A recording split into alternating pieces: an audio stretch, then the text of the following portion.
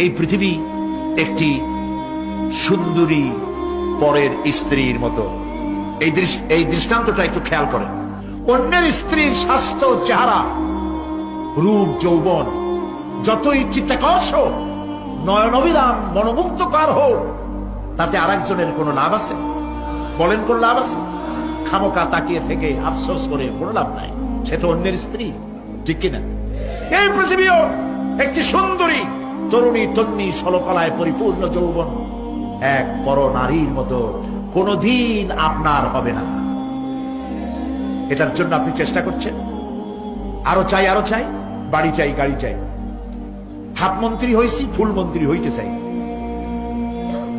2টা বাড়ি আছে, 10টা বাড়ি চাই, 6টা গাড়ি আছে, 15টা গাড়ি চাই।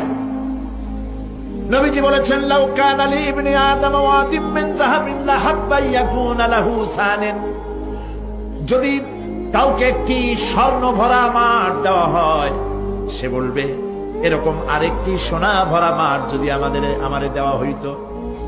নবীজি বলেছেন, ওয়ালা ইয়ামলাউ জাওফু ইবনু আদম ইল্লা তুরাব, আদম সন্তানের পেট কবরের মাটি ছাড়া আর কিছুতে ভরবে না।